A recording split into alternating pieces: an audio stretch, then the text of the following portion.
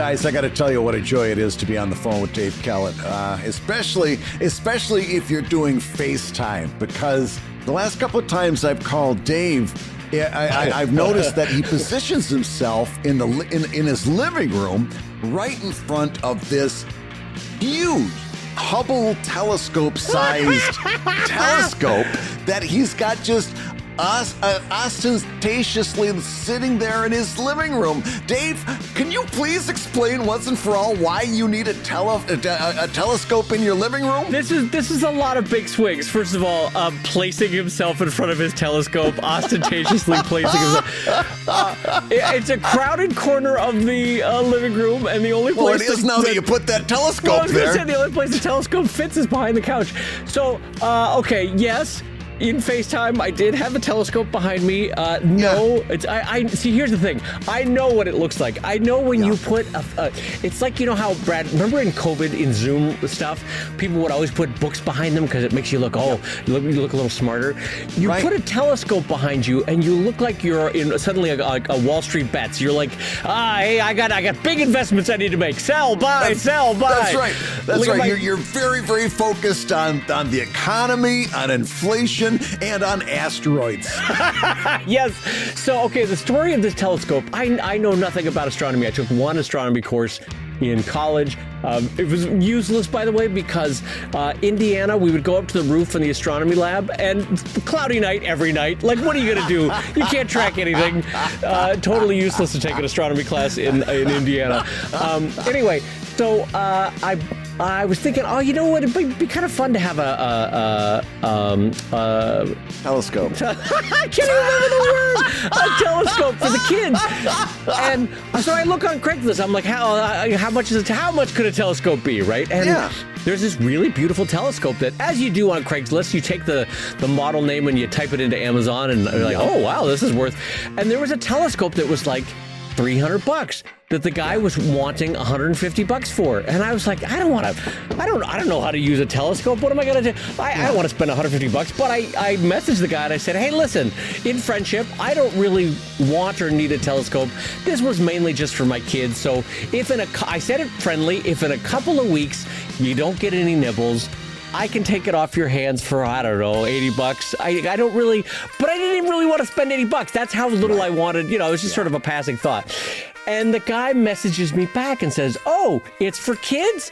Well, yeah, sure. I'll take $80 for it.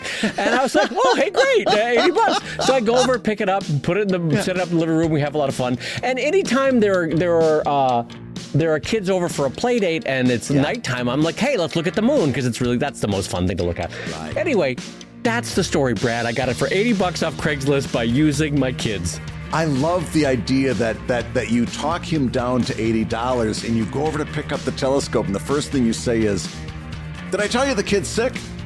The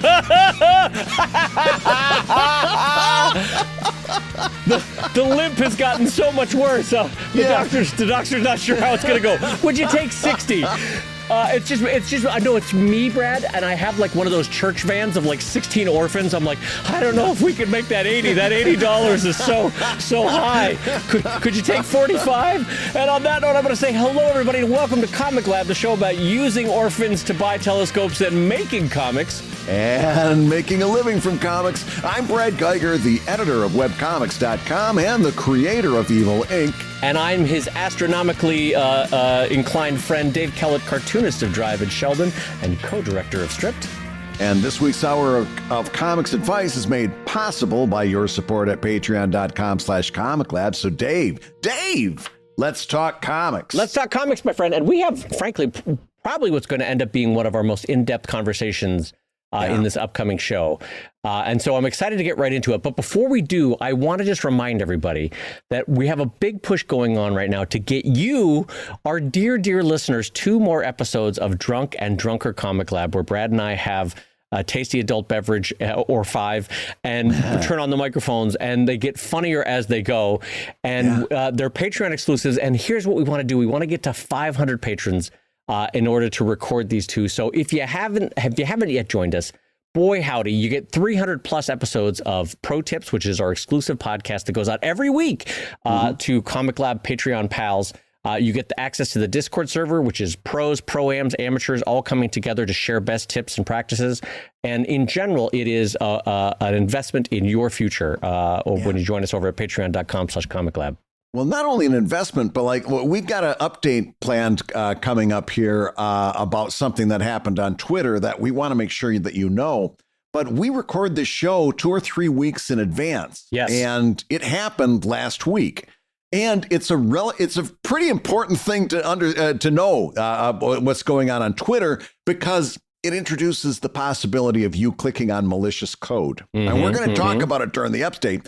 But if you had been a Comic Lab Patreon backer, you would have already seen a complete discussion of it, how you can avoid it, what it looks like on the Comic Lab Discord server. So we're really proud of the show that we're able to do, but us doing it means that we've got to record it a couple weeks in advance. And that means that breaking news, for lack of a better term, is not going to be the strong point of this show. But that's what you get on the Comic Lab Discord server. Really like-minded people who are doing comics in a very serious way, sharing information, knowledge, and encouragement. Yep. And it's a big part of what you're going to love about your Patreon subscription. Absolutely. You know what? I'll say it. Try it for a month. If you don't like it, you won't hurt Brad and my feelings. But try it for a month. Honestly, I think you're going to find that the Discord server and the 300 bonus episodes that you have never listened to before are going to be well worth the value. And so on that note, I'm going to turn us over to our big topic for the day. Both Brad and I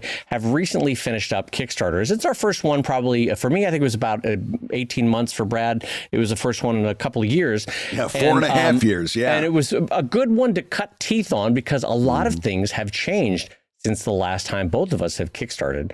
And we wanted to do a really big deep dive specifically on Kickstarter and social media today. Yeah, we're going to be looking at, Dave and I have both agreed, we're going to share actual numbers here. We're going to talk about what we did, what's working, what's not. We're basically doing a postmortem on each of our Kickstarter campaigns. And talking about some pretty jaw-dropping things that we both saw. And in order to have that conversation, first, in case you've never done a Kickstarter before, I've got to explain a couple terms. You're going to hear us talking about referral tags. All right. And it's going to confuse you because you're going to think it's like a hashtag, and it's not. A referral tag in Kickstarter is actually a special URL that you make that you use only in certain places. So, for an example, I set up a referral tag for Twitter, and it gives me a special URL. Now, every time I mention my Kickstarter on Twitter, I use that specific referral tag. And what it does is if somebody follows that link and comes over and makes a pledge, Kickstarter tracks all that so that you can have much better analytics on what's going on your campaign. So I thought I made a lot of referral tags. I made probably a dozen referral tags or so. I didn't realize until I saw Dave Kellett using referral tags that you can get much more granular than that. You've got a couple dozen referral tags there. But when we talk about referral tags, all that is it's a special URL that tells you where that person came from. That's going to be very important in understanding what's working and what's not working with a Kickstarter. And the second thing I need to mention is that immediately when you pull the trigger on a Kickstarter and you start seeing their analytics, what you realize is that for me, it was 55%, Dave. I'm not sure what it was for you, but you get the majority of your pledges through Kickstarter itself. Either Kickstarter doing its initial outreach, putting you on their category pages, projects we love, all those other ways that Kickstarter uses for discovery. 55% of my pledges came from Kickstarter itself. Well, now, while I won't say that mine was a majority, I will 100% co-sign that it is a vast chunk comes from Kickstarter itself.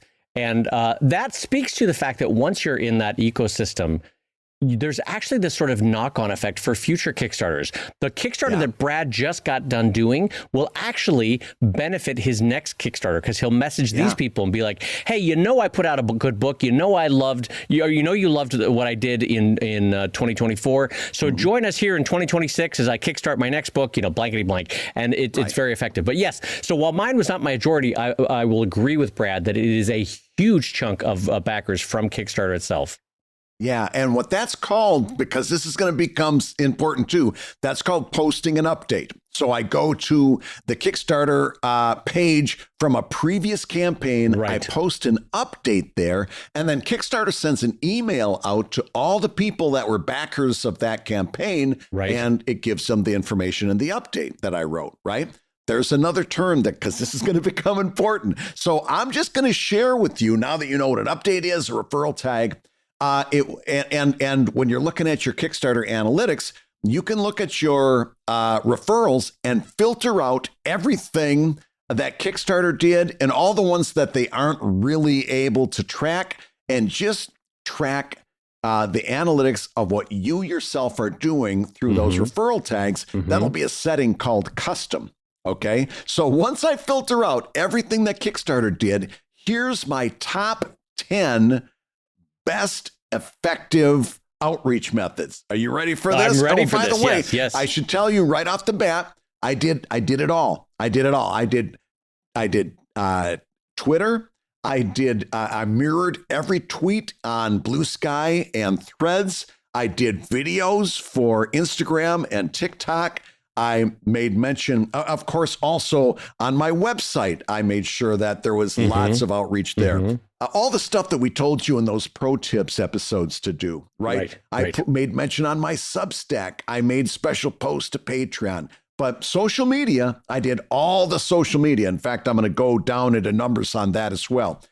Having said that, here's my top 10 most effective referrers. Number one, with $4,000, 4,107 to be exact, was Patreon. The outreach I did on Patreon, whether it was a mention there, or I opened my Kickstarter up early to Patreon backers, and they got free shipping for 24 hours. All of that stuff, Patreon delivered over $4,000. That was my number one. Number two. Can I pause you there, Brad? Because I also want to chime in that my number one referrer was also Patreon. In my case, and somewhat counterintuitively, it was my Drive Patreon, even though I was kickstarting a Sheldon book. And you might be like, well, Dave, why that doesn't track? Why would that be the case? And I will tell you that very often readers of both of my comics, they'll message me and they'll say, hey, I just want to back one Kickstarter Patreon. Which one do you want me to back? And I'll say, but you know what? I have more love in my heart for Drive, so back that one. And so I think a lot of people on Drive are still Sheldon readers. So, but I just want to echo, as Brad's going along his list, my number one was also Patreon as he goes down. Yeah. Now, number two, interestingly enough, the number two best effective, an update I posted to my previous Kickstarter 4.5 years ago. That delivered $1,176. An update to my previous Kickstarter. Wow. So interestingly, so keep in mind that all of these are ones that we control and own, basically. You know what I mean? We have direct access. There's no algorithm filtering out who sees what. My number two was my MailChimp to Sheldon, which goes out to thousands of people. And that one generated $2,600. By the way, the previous one generated $4,500, my Patreon from Drive. So the Sheldon one is a big step down, but it's interesting that it's not even the website, it's the MailChimp that brought in the second most for this Sheldon Kickstarter. Yep. My number three, just dovetailing right there with you, my number three was the Evil Inc. website with $780, just directly came through my doing house ads, outreach, blog posts. Evil Inc. website was number three. You know what's funny? So was mine. The Sheldon website was my number three at $1,800, and that was also house ads, blog posts. I put a specific ad, WordPress sort of allows it, of a comic panel that was basically a clickable ad underneath the comic itself that ideally would get picked up by RSS and propagate across multiple feeds. So like Brad, my third was also my website.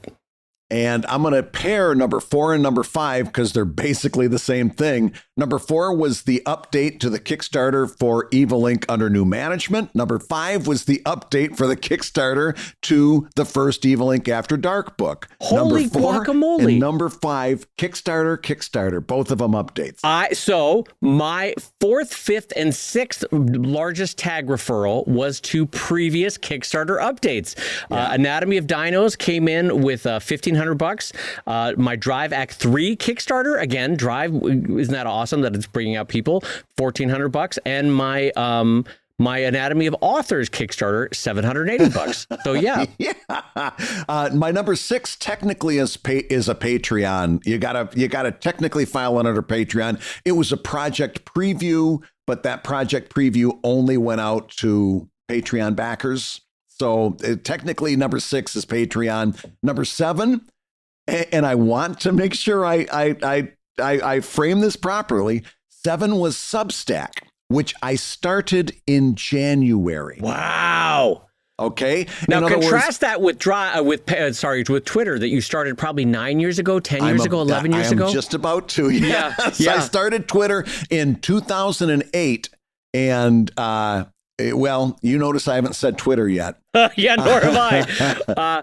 All right, so I'm going to jump in real quick just to say that my MailChimp that goes out specifically to Drive readers, again, readers that I can own and control and reach directly, this time for Drive. And part of my pitch, and this was the natural truth of it, was I said, this is, even though it's the 11th Sheldon collection, it's a standalone book. You don't need to have read any Sheldon, increasingly so. You don't need to have read any previous Sheldon to just jump in. And so if you like the humor of Drive, you'll love the humor of the Sheldon collection. And I think this is why my next one was my Drive MailChimp, which brought in, where is it? Well, it doesn't matter. It brought in a little bit less than the Anatomy of Authors did on the Kickstarter. Yeah. Now, number 8. This is the first time you'll see Twitter in my list, but it's not my Twitter account that I started in 2008 that I've got 5,000 followers on. It's the After Dark Twitter that I launched also in January that I've got like 103 followers on. Wow, really? 96 of which are bots. But somehow they brought in a decent number of pledges, and they are at number 8. And I'll just to push forward, because there's a theme here. Number 9, guess if you had to guess what number 9 was based on the other items on the list, what would you guess? I mean, at this point, I'm going to guess something. We're getting into the smaller numbers, so it's maybe a social media site at this point. Still Kickstarter. It's an update that I posted to Kickstarter backers of Evil Inc. Volume 8, which I don't even know how long ago I did. It was prior to 2016. I know that. Okay. Right. That was the next highest. And now at number 10, the Twitter account that I started in 2008 with 5,700 backers brought in, drum roll please, $154. God bless America. Really? And that's number 10. Wow. So this is a great chance for me to jump in on my 9 and 10 because it perfectly mirrors what Brad is expressing here, which is, okay, for me, number 9 was Blue Sky, which I started 6 months ago. And I cannot emphasize this enough. I only have 600 followers on Blue Sky, right? 600 followers. So, but there's no algorithmic limitations on who sees what in terms of governors on if I include a URL. And so Blue Sky, which has 600 followers, beat out Twitter, which has, 9,000, 10,000 followers, only brought in 5 people for $250. Blue Sky brought in 4 people for $400. Blue Sky, Brad, has 6. I cannot emphasize this enough. There is nobody following me on Blue Sky, but it shows you how ineffective Twitter is. That out of 9,000 people, I got 5 people to come for $260. That's nothing. And I cannot emphasize enough. Over the course of 30 days, you might think, it doesn't take very long. It takes you 15, 20, 30 minutes to post on Twitter, on Instagram, on Threads, on Instagram Reels, on this and that, all the other things, Blue Sky, Mastodon, what have you. It eats up a half an hour, sometimes 45 minutes if the images are being wonky. And so out of all of that, Twitter brought me $250 over 30 days. That is useless to me. Useless. Yeah. And I'm gonna go down the rest of my list because it's very simple at this point. Although it is interesting, the Patreon free members are coming in at number 11. That was post, Dave, that I made specifically to the people on the free membership tier on my Patreon. They Twitter beat them by $4. Okay, so not nothing. They brought in 4 solid pledges. And again, Patreon free membership has only been around for a couple of months. And then after that, Facebook brought 3 pledges. Blue Sky brought 1. Threads brought 1. Mastodon brought 1. Comic Lab, we posted a little something on the Comic Lab Patreon page that brought in a pledge. As you can see, things go very, very downhill very quickly. But it was interesting, at least to me, that I was able to use that free membership tier. And I'm going to be talking about that a little bit more in subsequent episodes.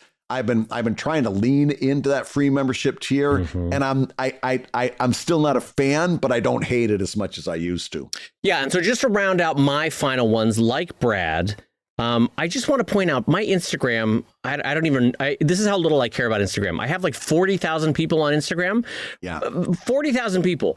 I brought in 3 people from Instagram. That is, I believe, my quick math, that is less than 0.1%, right? Yeah. Out of 40,000, 3 people. Oh, yeah. So, holy hell, Brad. Holy hell. That is useless. Useless. And so. It's 3 more than I got from you, Instagram. Yeah, it's just so anyway, and then the whole my whole next list of 10 is things like Threads got me 2, Instagram got me 3, Substack, which I don't even use, brought in 1. That must have been you mentioning on Substack. I think I did post. I posted about you and Scott at one point. So your Substack, which didn't even, oh my God, it just shows. So what's working here? So what's working? Algorithmic limitations are killing a cartoonist's ability to use social media to spread the word about their Kickstarter, about their Patreon, about their project, about their book. And listen, there might be a cartoonist out there who will email us as soon as the show goes live, go, well, Dave and Brad, you don't get it. My Facebook still brought in $10,000. My Mastodon brought in $10,000. My Instagram brought in $10,000. That's great. I want you to know, Brad and I have your back. We fully support you. What we're trying to say is we believe strongly that for the vast majority of cartoonists working on social media today, that it's actually painfully broken how structurally hard it is to get people off the site to your Patreon, to your Kickstarter, to your book, to whatever it is you're trying to link to. Yeah. And for this show has always been actionable. It's always been about, here's what you need to know. If you're getting great numbers on a site like Mastodon, for example, that's great. What I want to hear next is replicatability. How can a listener to our show replicate those effects, right? Because that's where it becomes very, very important, whether you're able to replicate it. Here's what I came down to, because I really got into doing a little bit of math here, Dave. My total pledge money from social media amounts to $677. In other words, I had a campaign that the goal was $23,000. I made it up to $26,000. If you subtract that $600, I would have still beat my goal by $2,300. Right. And this was the way I got that social media $600 was during the 28-day campaign. I posted 64 times on Twitter, referencing Kickstarter directly and sometimes indirectly, thinking, well, okay, maybe they are throttling when they see a link. So sometimes I did link in bio. Sometimes I just mentioned the link in writing on the image, so it's even harder still to catch that, right? 64 posts on Twitter over 28 days. In other words, multiple times a day. mirroring those posts on platforms like Blue Skies and Threads, and also partially because I heard myself on the show say that my largest social media is TikTok with 12,000, right? Right.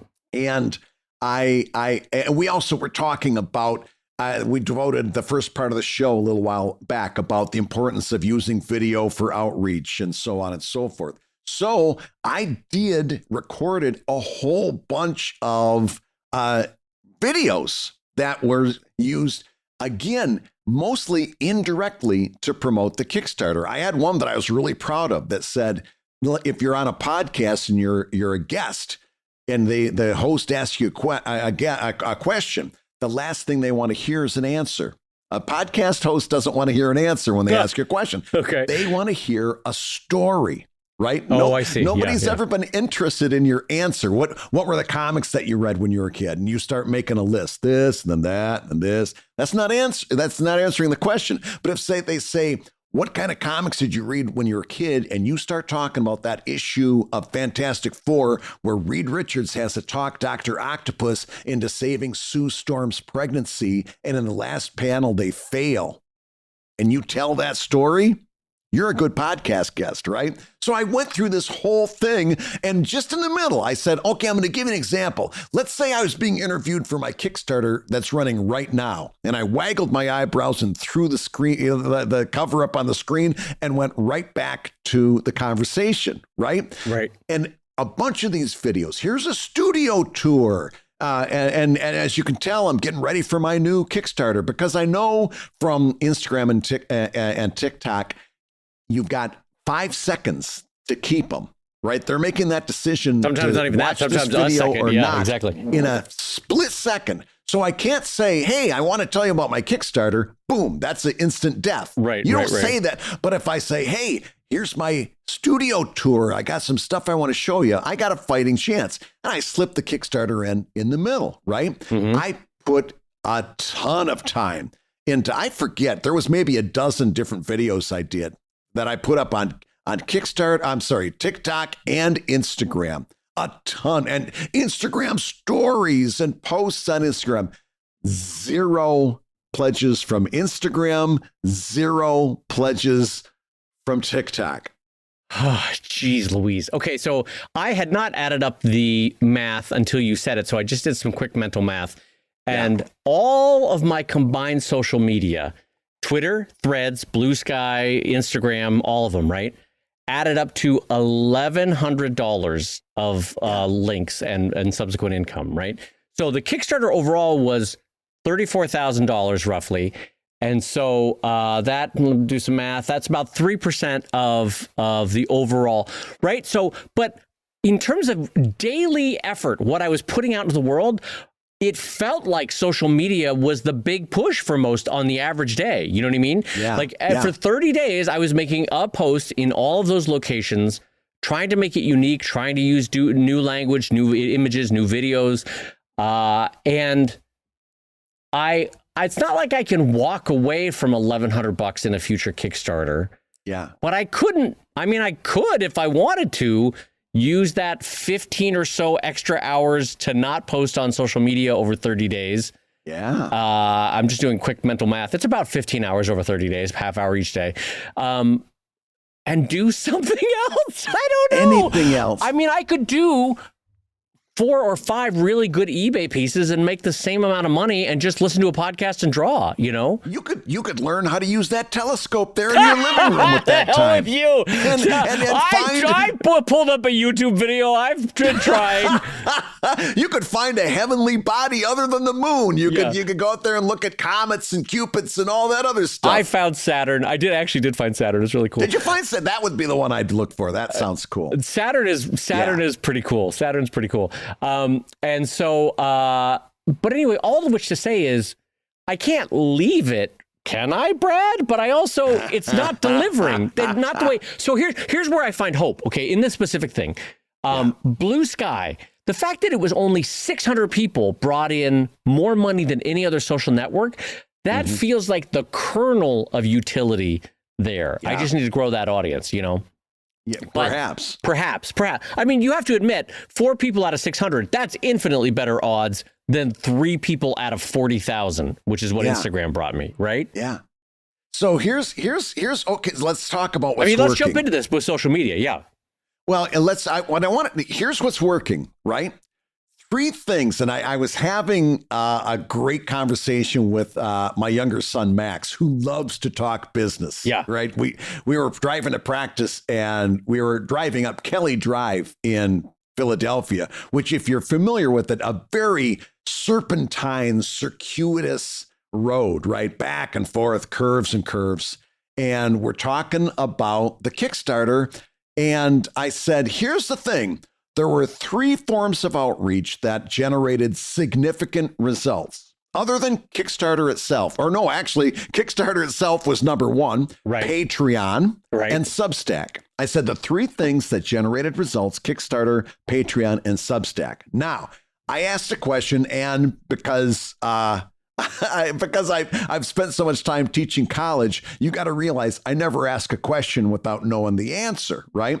So I said, what do those 3 things have in common? Now, the answer, Dave, is that all of the contact is email based.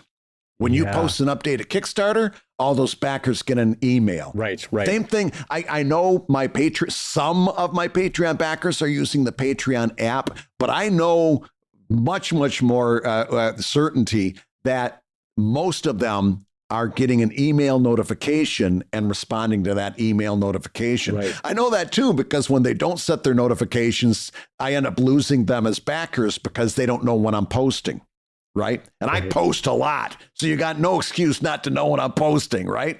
So Patreon uses email for outreach. Kickstarter uses email for outreach. And at the heart of it, Substack is an email newsletter platform. Right. It uses email for outreach. So the answer to the question, Dave, is email outreach. That's what these 3 things have in common. My son thinks about it for a second. He says, I know the answer. I said, what? He says, all 3 of them have the expectation of commerce. And I almost drove off the fucking road. Because he says, think about it. If you ask somebody to subscribe to something on Substack, that's built into the platform. It has Substack. Even if it's sort of free, there is sort of the winking acknowledgement as soon as you sign up, like, hey, you might want to kick in at some point. Yeah. No one clutches their pearls on Substack. Yes, that's a better way to say it. No one clutches their pearls. Yeah. It's part of the gig. And Patreon and Kickstarter are all about commerce. They're built around. Patreon is a subscription platform. Kickstarter is a pre-order platform. All 3 of these have the expectation of commerce. Twitter, if you start talking commerce, they scroll right past you because they're not there for that. It's not built into the way that society works. Same thing with all the other social media. The reason that those 3 things work so well was because they're email based and because they have an expectation of commerce. Yeah. Well, and also, first of all, brilliant insight. And yes. He's right. It's the expectation of commerce, but it's also an expectation of commerce. And this is where it's really specific with an artist. And that's where it's different than TikTok or Instagram or Twitter, because all 3 of those, and Threads I would include in this too, all 3 of those are slowly transmogrifying into short form video platforms that have QVC built into it. You know what I mean? Like TikTok Shop is basically QVC for teens, and 20-somethings. Right. And Instagram desperately wants to become TikTok, and to a lesser extent, Twitter and Threads desperately want to become Instagram's version of TikTok. So they're all slowly becoming short form video formats. And they're all slowly transmogrifying into a version of QVC, but that's not what artists do. That's not the transaction we're looking for. No. We're looking for, hey, I'll give you a bunch of free art. You can enjoy the hell out of it. But once or twice a year, I may ask you to chip in, either through a Kickstarter, a book buy, see me at a Comic-Con, or if you want on a slowly recurring basis, a Patreon. And so that insight, first of all, Max is brilliant. So tell him he's brilliant. That insight that it's the expectation of commerce, but it's specifically the expectation of artist-related commerce, not some QVC TikTok shop bullshit, It's like, no, I want to support this artist, and this is the platform where one supports artists. Kickstarter, Patreon, Substack, Yeah. So as we come up to the first half of the show, I'm just going to tease a little bit because we're going to take a break in a second and give you a chance to stretch. But originally, the name of this show was going to be Kickstarter Postmortem, right? And postmortem, as you know, is an examination you do on a dead body, right, to see what killed it. Right. And interestingly enough, we found out one thing on our Kickstarter Postmortem. Social media is dead. Not Kickstarter. Kickstarter's alive and well. Kickstarter's doing better than it was ever doing before. Yeah. But social media is the one that's dead on the operating table. Hey, if you're listening while you work, take a minute to stand and stretch. And while you're doing that, we're going to tell you why you should join us on Patreon. When you do, you're going to get hours and hours of podcasts that we recorded just for backers. And exclusive Patreon posts that go even deeper on Comic Lab topics. And access to our exclusive Discord server, which is a thriving community of professional cartoonists. So you can support the show you love and get tons of actionable resources for your own cartooning. And listen, if you can't swing a pledge this month, we get it. No worries. Yeah, listen, you can still support the show by rating us wherever you get your podcasts. Just leave a 5-star review and a few kind words. That, along with mentions on social media, is incredibly helpful. Now, everybody, let's talk comics. All right, Brad, well, we got 2 updates for everybody real quick. Speaking of social media is dead. One that's rapidly approaching death. If not dead already. Twitter had 2 things come out on the transom this week or this past week and a half. And we just wanted to update really quickly because it just reinforces how fly by the seat of their pants Twitter is and how shitty some of these decisions are. Yeah, and the first one I'm going to tell you about, I'm going to point you right to the Comic Lab Discord server where there's a much better explanation of this than I'm going to be able to give verbally because it has to do literally with like how links are made. Right. But basically, Elon Musk changed the way Twitter represents itself on tweets, automatically changing the word Twitter to X. The long and short of it is it makes it possible to hide malicious links inside a hyperlink because it changes the word Twitter to X, but the hyperlink underneath still stays the same. So they show we've got a bunch of examples there in the post that was linked.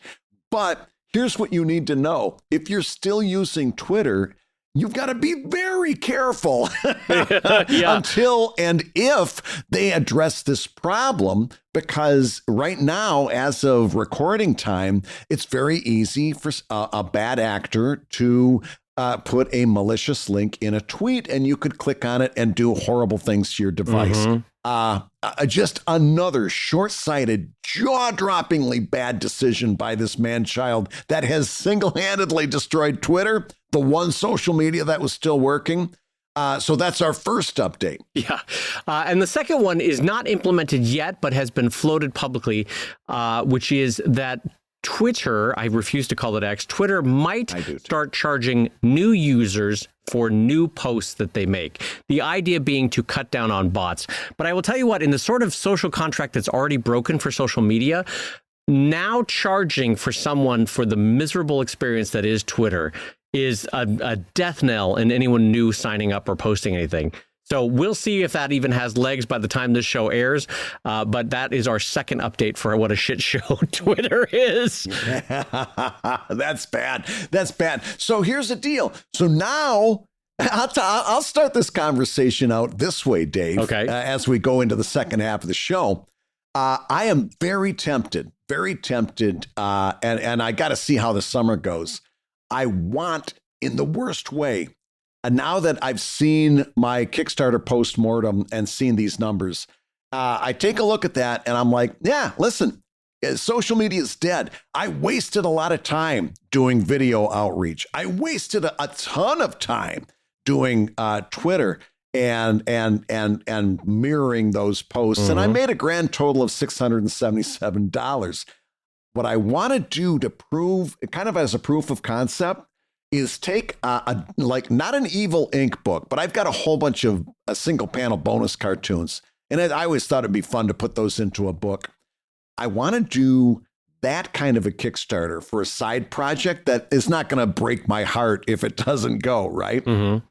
But I want to do it with no social media. Oh. I want to do a social media free Kickstarter where I don't mention it, maybe at all on Kickstarter. I've had a couple permutations. One side of me says, well, maybe you'll mention it once when you start, once when you finish. The other side of me says, how about you just use those 3 things that you know work: Patreon, Substack, and Kickstarter. And your own MailChimp and your own website, yeah. And my website, yeah, of course, my website, yeah.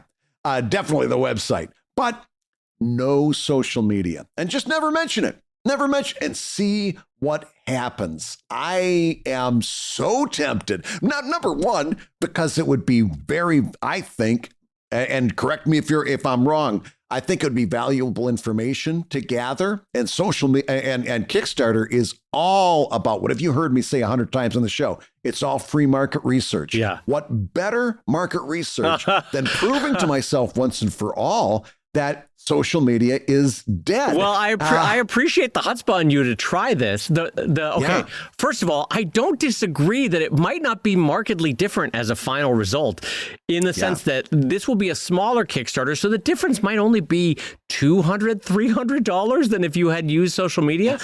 But I appreciate the bravado, because a question that I was going to raise with this is that undoubtedly social media is broken in the sort of social contract that artists expected back in the day, which is, I will post all my stuff for free and lift the rising tide of this platform, but this platform has to give me a way to take action with my readers and my followers and my users, right? The interaction has to be a quid pro quo, and it's no longer a quid pro quo. So, but my question was going to be, so yes, social media is broken, but does that mean we can walk away from it fully? And you're seeming to be answering, maybe we could try it. I don't know. Like, I think you could, this is my answer to your thought. You could probably launch this Kickstarter, do perfectly fine, make your goal, make the book, and then say to yourself, well, I did it. That was, it's all said and done, and I don't need to use social media anymore.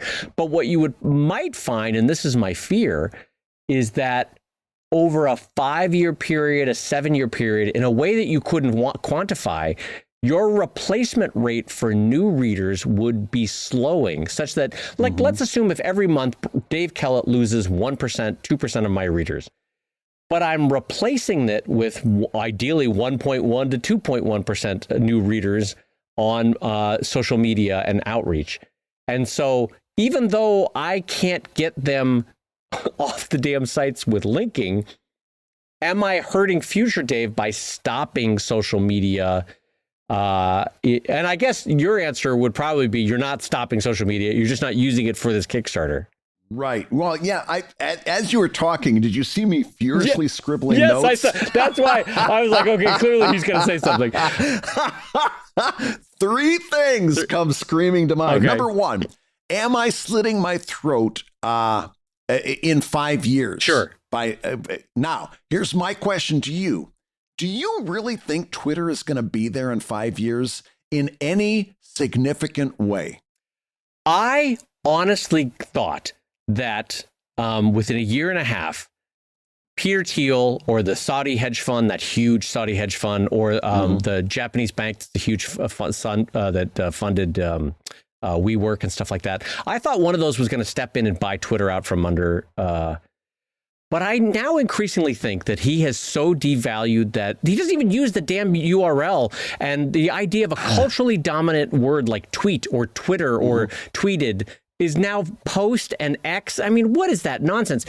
I don't know, to answer your question, that Twitter is going to be around in 5 years, even under different hands. Yeah. And just remember, if there's some of you recoiling when I say that, you got to remember there was a time in the early 2000s that somebody's saying, well, do you think MySpace is always going to be here? They would have reacted in the same how could you ask that question? Yeah. MySpace is ubiquitous. I'm on MySpace 6 times a day, and all my friends are. And yeah, we love MySpace. And how can it disappear? Well, I'll tell you, it can happen. A lot of things have disappeared that we didn't know were going to disappear. Or Friendster, or any one of these that we've lived through, Yeah, Tumblr, committed its own act of out the doorness. But so that's number one. Number two, you kind of alluded to it in that I did a consultation last week for a person just starting out, literally just starting out. And he says, okay, now tell me what are your thoughts on how I should build an audience? And I said, it's really been on my mind lately how social media is dead.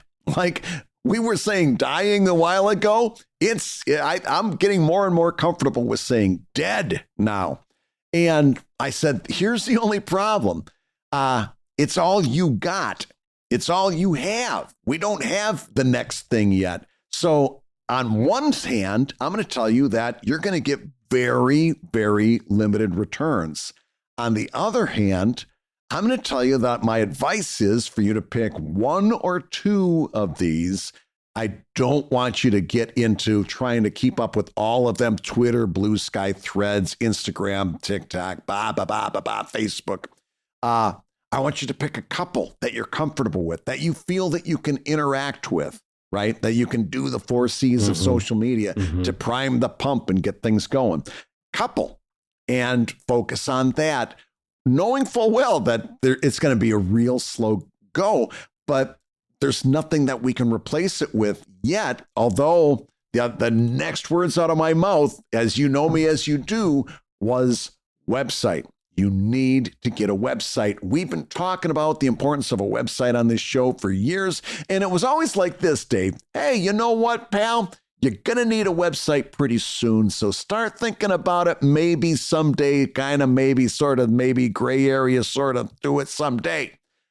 That's done. You need a website. If you don't have a website, my opinion is you need a website now, today. 5 minutes ago. You need a website now, because right now, with social media dead, all of us creators are in flux. Right. We're in free fall right now. There's no doubt about it in my mind. And the one thing you can control is that website and the traffic that you are going to be trying to build to that website. That it's not going to be a platform like Tapas or Webtoons for a number of reasons, one of which might be something that you find if you read that TOS, that terms of service, the contract. The other one might be that if you're like me, maybe I see my comic and I see what's popular on Webtoons, and I know that I'm not that comic. Right. And so I don't delude myself into thinking that I'm magically going to float to the top. I'm not. There's a reason that all those comics look and read the same. Yeah. Because they've got something that audience really wants, and I'm not that, right? So the answer for me isn't going to be a platform. And even if it was, I don't like that terms of service. So I'm not going to sign my life away, because 100 years of art history, 100 years of comics history tells us what happens when you sign the contract. Right. That's why you need a website. You need a website now, because we're in flux, we're in free fall, and we've all got to start figuring out what the next thing is going to be. It's no longer pie in the sky. We're there. We're in the middle of it now. Yeah. And to answer my own question, social media, the traditional big social media is being dead. Can Dave Kellett leave social media? I don't think so. I think I have to keep treading water with it. Because there's still a little bit of life. Like, as I said, it was 3% of my Kickstarter, and potentially it is still bringing in new people through some social sharing and the like. So it's not like I can leave it. But you have brought up a really good point, which is that I am no longer 100% sure. And I want to publicly admit this, because a lot of this is Brad and I trying to pay forward in friendship what we have learned. Like, these are the best practices. Please learn from us. And I want to say that in this moment, to a 20-something cartoonist, I don't know anymore that I have good advice on how to start growing your audience. Because the things that I used to rely on in terms of social media, in terms of the social aspect of other cartoonist audience slowly becoming your cartooning audience, across 5 or 6 or 20 different cartoonists, right? I guess what I'm saying is, even though I strongly disagree with the idea of putting your comic up on Webtoons, like I cannot stress that enough, how much I disagree with putting your comics up on Webtoons. I get it why a 22-year-old is doing it, because they see a pulse. You know what I mean? They're like, well, yeah, but it's the only place where I see my audience growing. Like Instagram's not working, Twitter's not working. And I understand why cartoonists make such in-world jokes on our comics on Reddit. You know what I mean by in-world, where it's like, it's just for the community. It's not a comic they would make anywhere else. They only post it on our comics, but they do it because they see a GD pulse. And like, it's so frustrating, and they just want to see. So even though I'm like, don't do comics like that, it'll be forgotten by tomorrow. It gains you nothing. But they're getting a pulse, and that's why they're doing it. And I understand as an older cartoonist why you're doing that. And it's unfair to characterize it as pandering to that community. Pandering. That is the word I was looking for. Yes, pandering. Those are pandering comics. Yes. Yeah.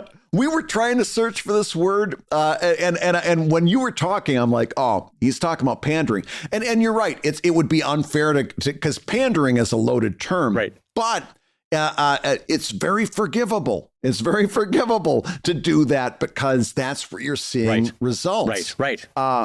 It always comes back to this for me, and this is where it's a rare moment that I'm more optimistic than Dave. Really? Of the two of us, because I'm feeling pretty pessimistic, so I want to hear some optimism. Of the two of us, you usually out optimize or out optimist.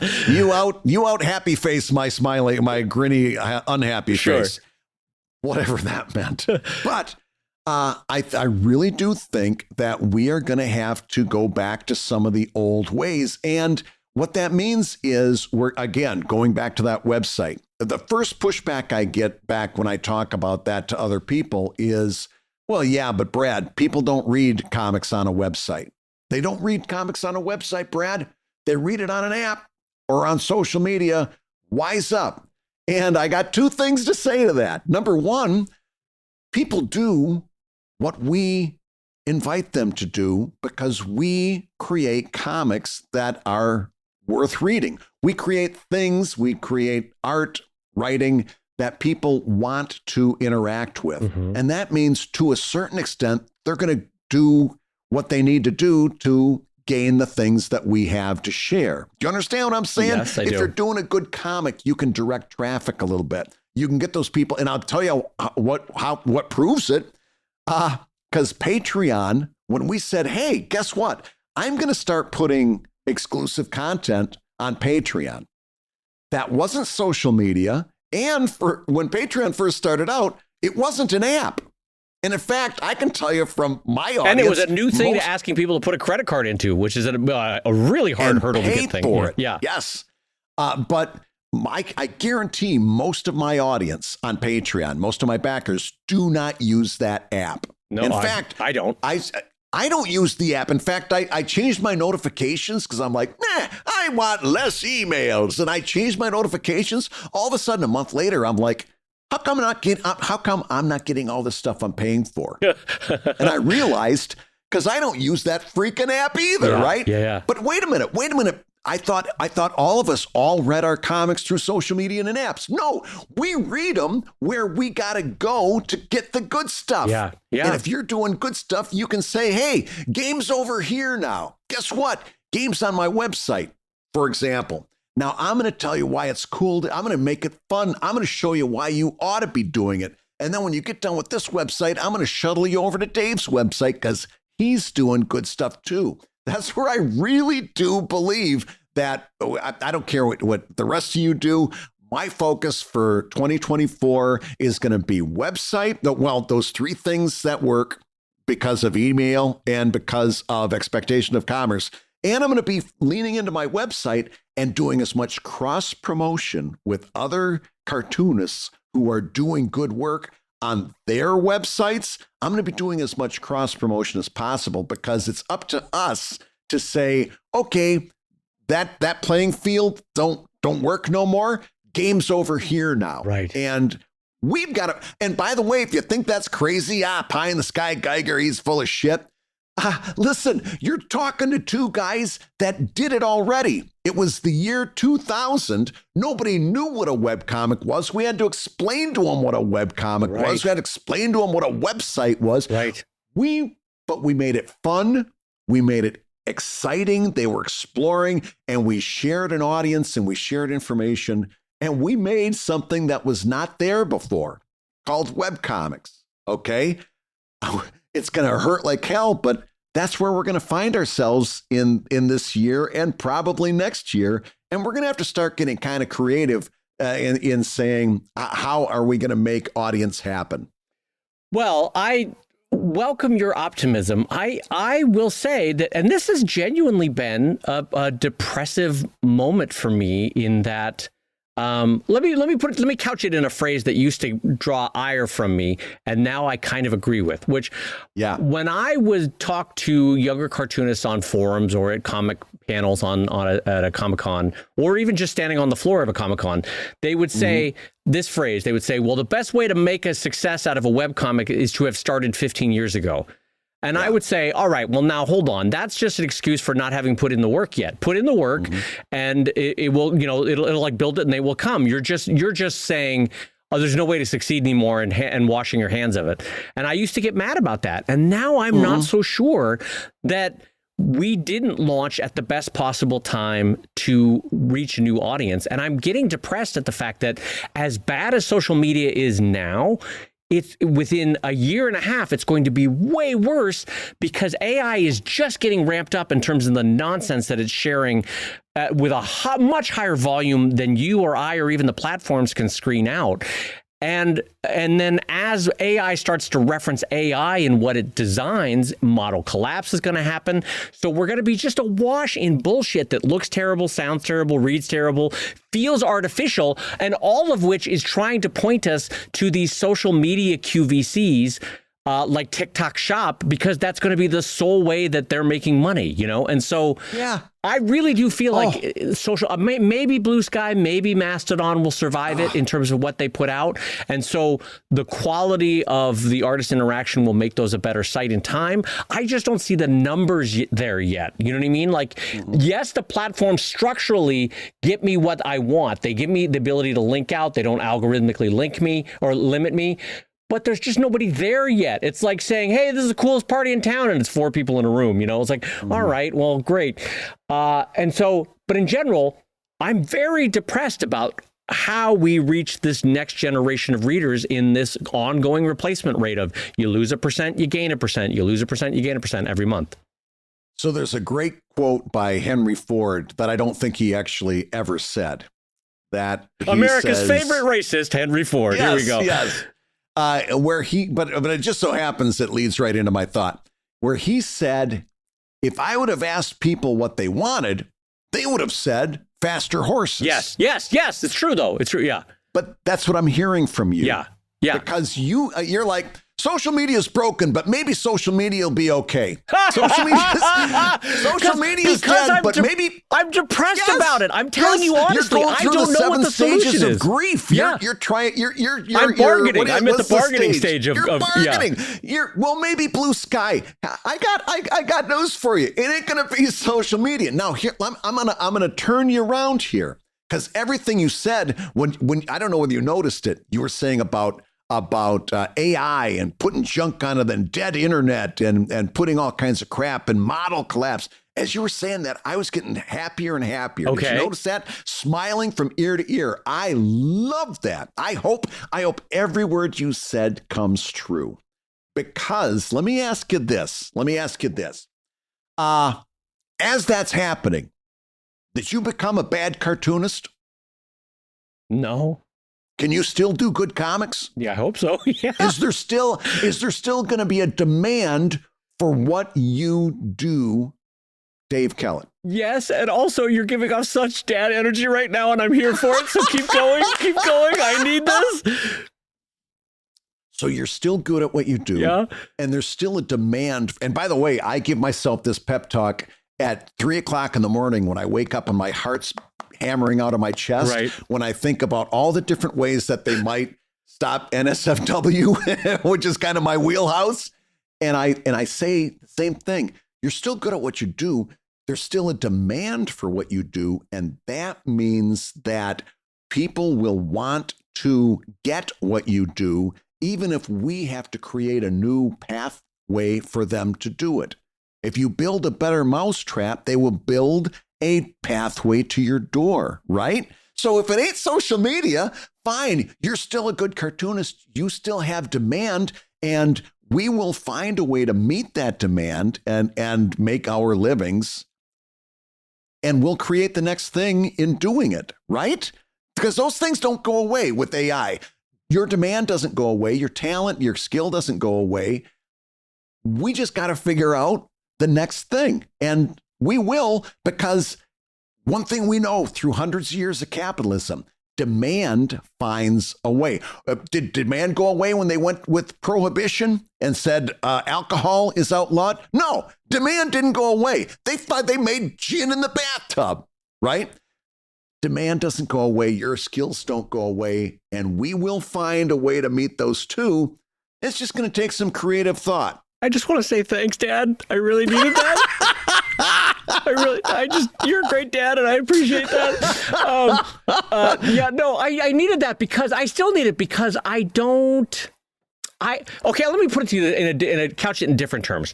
One of the single most optimistic things that I have seen in the last couple weeks came in our interview with Jason Chatfield 2 weeks ago or 3 weeks ago. And if you haven't listened to it yet, it's a couple episodes back. Jason Chatfield, great guy, great cartoonist. But he has started a shared multi-referential Substack with other cartoonists where they're saying, hey, here's Jason's, here's Susan's, here's Greg's, here's Bob's. And it's sort of a smorgasbord. And you might not like Bob's, but you'll like Susan's or you'll like Jason's. Or maybe you don't like Jason's today, but you'll see it again tomorrow. And it's a version of what we had in the early 2000s, maybe even the late 90s with web rings. And I feel like what's old is new again, and that's giving me hope, is that we might need to go back to a place, a world, where we don't just passively link to one another and share the world with our friends and peers. We might have to actively choose to set up systems like Jason did on Substack that consistently share other artists' work, and you find new and interesting stuff to that. Like, if I knew that 5 of those Substacks existed, I'd probably subscribe to all 5 because I would now have access to 40 cartoonists who are sort of self-selecting quality, and so it's a sort of editorial version or editorial role that comes in to say, hey, listen, collectively, we think this person is worthwhile. You should read them, right? And so I'm now actively thinking, is the next phase of my cartooning career a version of this Substack thing? Like, do I set up a Patreon where it's 7 cartoonists, or a Substack where it's 10 of my favorite cartoonists and Sheldon or Drive, or a collection of all just sci-fi comic strips? And if you like Drive, you might like Christopher Baldwin's comic, or this or that, whatever it is. And so that is giving me hope, because the large platforms, the huge Fortune 500 corporate platforms, are absolutely failing us right now. And the federated systems, Blue Sky or Mastodon, they don't feel like there's enough there.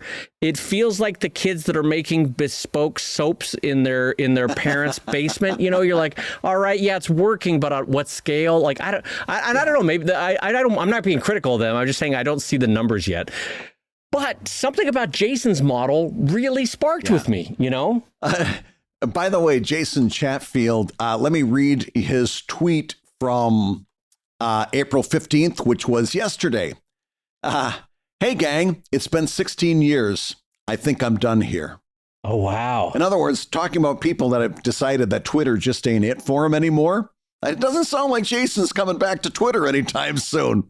That's somebody who's saying, this is my last tweet. I'm going and doing things other places. But here's the other thing I want to talk to you about. You were expressing concern about what if I was a young person today trying to launch a comic, right? And what would I do? And maybe we were in the perfect time and all that kind of stuff. And I want you to know that I agree with a part of what you said, in that those young cartoonists. Let me ask you this. whose success were we copying in the early 2000s? Nobody. We made that shit up as we went along. Okay, right? With a syndicated cartoonist. Here comes that dad energy. Here comes that dad energy. I'm here for it. Tell me, Dad. Give me some hope, Dad. Give me some hope. No, seriously. But syndicated cartoonists didn't want anything to do with us. We made that shit up as we went along. And right now, I'll tell you what.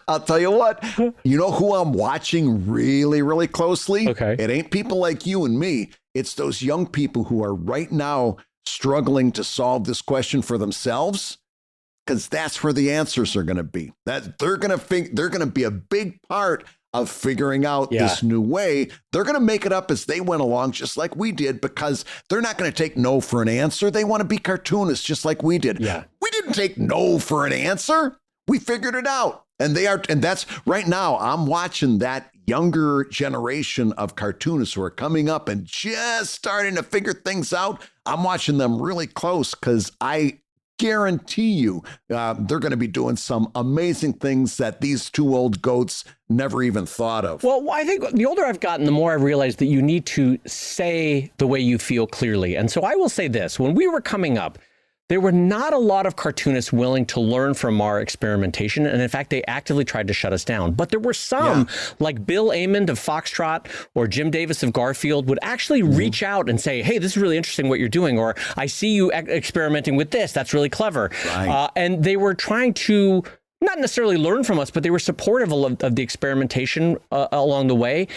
Brad and I, as established as we are so supportive of younger cartoonists figuring out new shit. And we are actively trying to learn from them in the way that we hope that they are actively trying to learn from us. Because much like the Discord server over at Comic Lab on Patreon there, it is best idea wins. And honest to God, we can raise this tide together if we work on it. So it's not like... That's why I'm saying, like, Jason, who came out of the New Yorker comics tradition or the Australian comic strip tradition, I just learned something really key from him 2 or 3 weeks ago with that shared Substack. I never, ever would have thought of that idea. And I lit up like a Christmas tree as soon as I heard it, because I'm like, that's a damn good idea. He came out of a totally different tradition of comics. And yet we can share with one another. And that's what I think this show does best. And what cartooning writ large can do best is share ideas towards how we can all succeed. Because again, I know it goes back to what we always say, but for Brad to succeed, I don't have to fail. And for Dave to succeed, Brad doesn't have to fail. We want you to succeed in whether you're 22 or 52.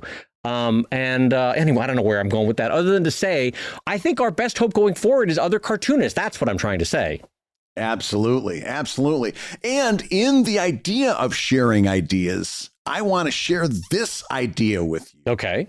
Just to start the ball rolling. Here's an idea.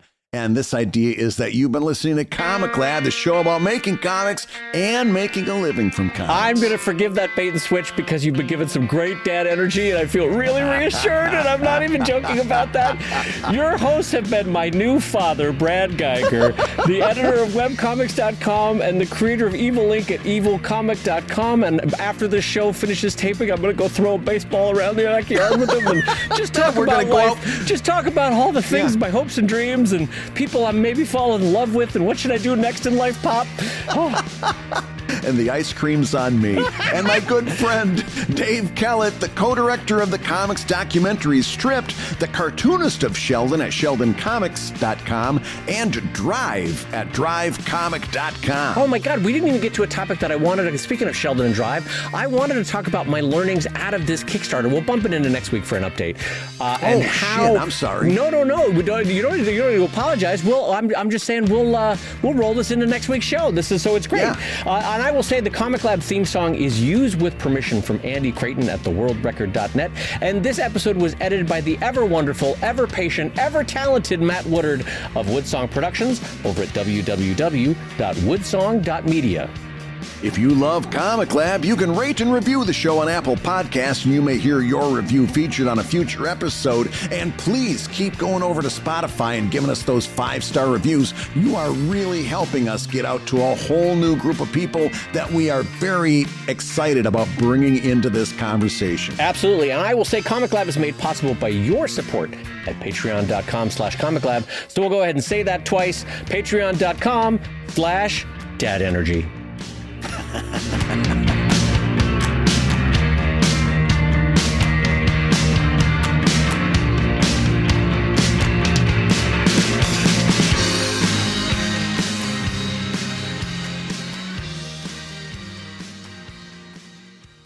I had a Google Doc all set up for today's show. Yeah. And you were looking at it and you were seeing that I had a whole bunch of stuff put there. And you said, man, you really do good with these Google Docs. You put a whole lot of stuff there. And I said, yeah, I've got what you call big doc energy.